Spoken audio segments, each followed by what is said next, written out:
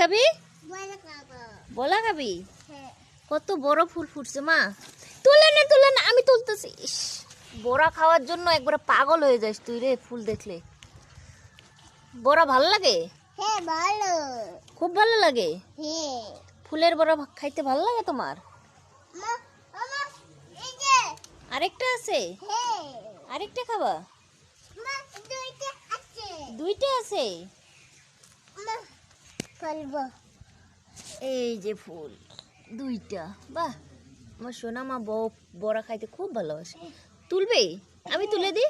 দেলে ফলবা না। আমি পারবো না? হ্যাঁ পারবো না। ও আমি পারি না, তুমি পারো? হ্যাঁ পারবো। ও পারছো? দুইটা আছে। আরো আছে? হ্যাঁ। কয়টা তুললা?